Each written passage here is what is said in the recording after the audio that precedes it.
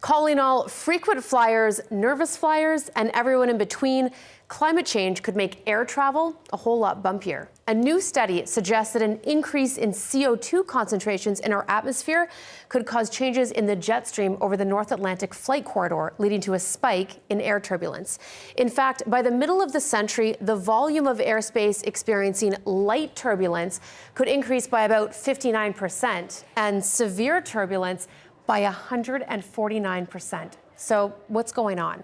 Well, clear air turbulence, the kind that happens without clouds, is a result of wind shear, a change in wind speed or direction over a relatively short distance in the atmosphere.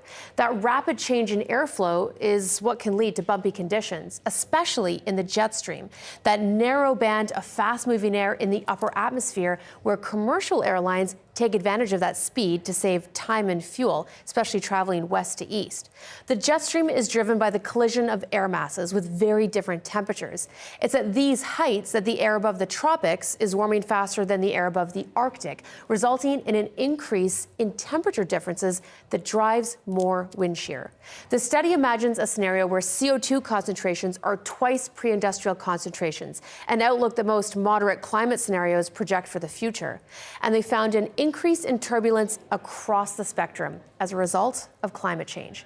Now, before anyone gets seriously freaked out, severe turbulence would still be an extremely rare occurrence. For passengers, only 0.1% of the atmosphere at cruising altitude contains severe turbulence.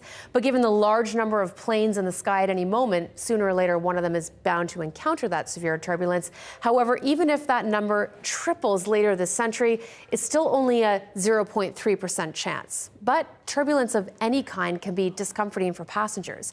In the future, the skill of turbulence forecasts and in-flight detection may improve, meaning pilots will be better equipped to divert around patches of clear air turbulence. The impacts of climate change on the aviation industry is a fairly new field of research, but studies are steadily accumulating. The next step, with so much climate and aviation data being collected, more collaboration between the two fields could be the key to fine-tuning that research. And now, you're Science Smart. If you have a science question on your mind, send me a tweet and I'll try to get it answered.